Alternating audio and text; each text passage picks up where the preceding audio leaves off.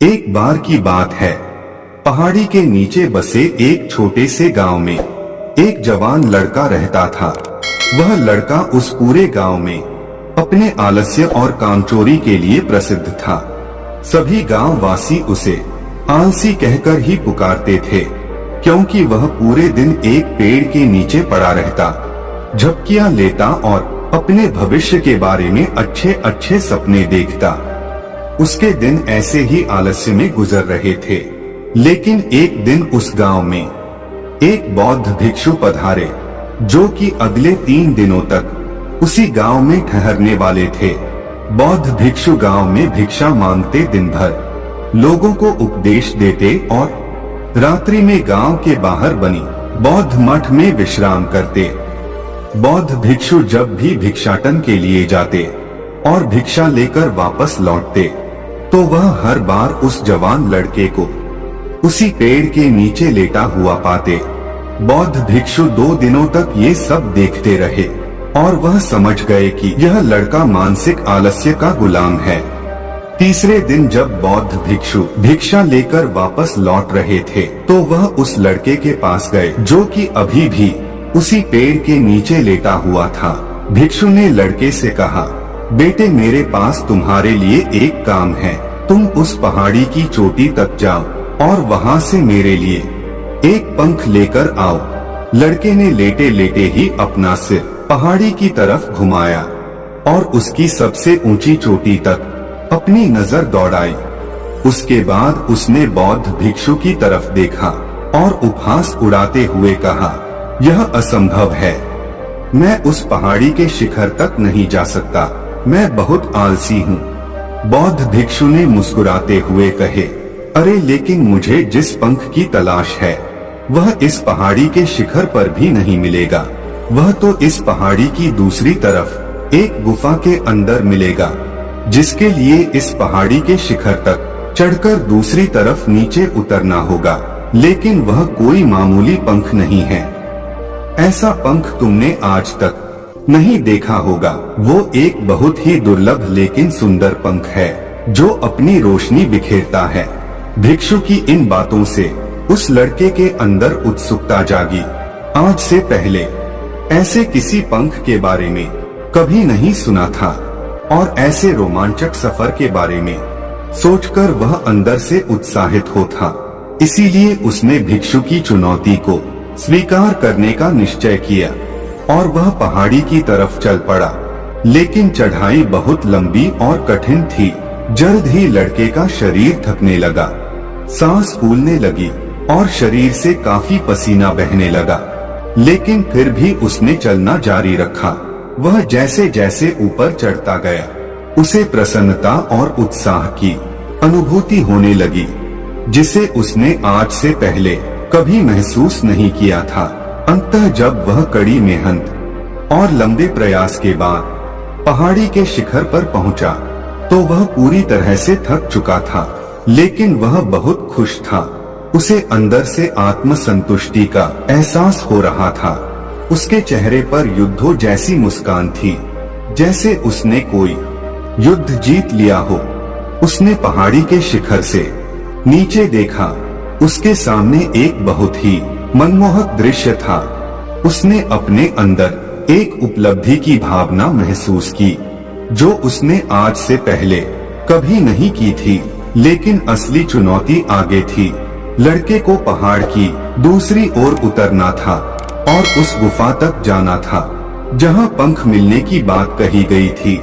नीचे उतरना और भी ज्यादा मुश्किल व खतरनाक था, क्योंकि ढलान ज्यादा खड़ी थी और चढ़ाई के समय लड़का कई बार लड़खड़ाया और गिरा भी था, तो वह डर भी उसके अंदर था। लेकिन भिक्षु को पंख लाकर देने के वादे की वजह से वह लगातार आगे बढ़ता रहा। काफी खोज मशक्कत और कड़ी मेहनत के बाद जब अंत में गुफा तक पहुंचा, तो उसने देखा कि पंख वहीं पड़ा हुआ था, जो गुफा के प्रवेश द्वार से छनकर आ रही रोशनी में चमक रहा था। उसने पंख उठाया, लेकिन उसकी सुंदरता को देखकर अचंभित रह गया। वह काफी देर तक पंखों को ही घूमता रहा लेकिन फिर अचानक उसे याद आया कि अभी तो उसे वापस भी जाना है। उसने खुद की तरफ देखा, वह पूरी तरह से थक चुका था। वह चिंतित हो गया कि अब वह इन पहाड़ पर कैसे चढ़ेगा और भिक्षु तक कैसे पहुंचेगा। एक पल के लिए उसने हार मानने के बारे में सोचा, लेकिन फिर उसे वह उपलब्धि पर गर्व की भावना याद आ गई जो उसने पहाड़ी के शिखर पर पहुंचने पर महसूस की थी। उसे एहसास हुआ कि उसके अंदर इस सफर को दोबारा पूरा करने की ताकत और दृढ़ संकल्प है।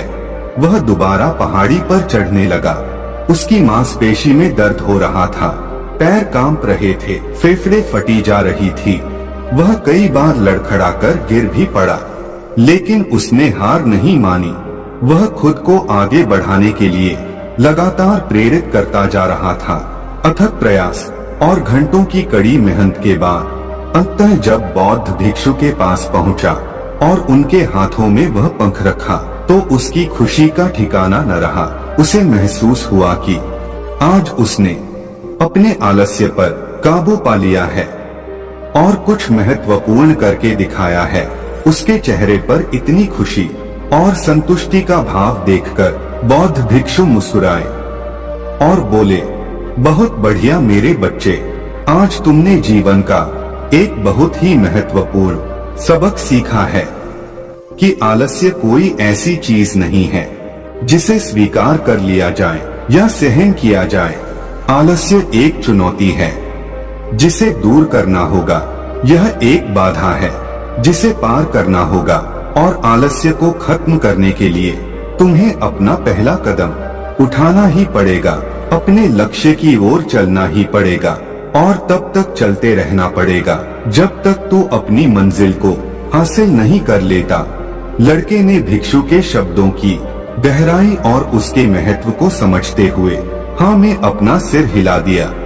आज उसे एहसास हुआ कि वह हमेशा से ही बड़ी और महान चीजों को करने में सक्षम था, लेकिन उसके आलस्य ने उसे रोक रखा था। अब वह जानता था कि उसके पास अपने रास्ते में आने वाली किसी भी बाधा को दूर करने की ताकत और दृढ़ संकल्प है।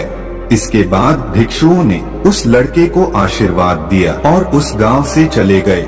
इस कहानी से सीखने वाली बात यह है कि जब हम असंभव लगने पर भी अपने लक्ष्य को प्राप्त करने के लिए खुद को आगे बढ़ाते हैं, तब हम अपने भीतर एक ऐसी ताकत और दृढ़ संकल्प की खोज करते हैं जिसके बारे में हम पहले कभी नहीं जानते थे।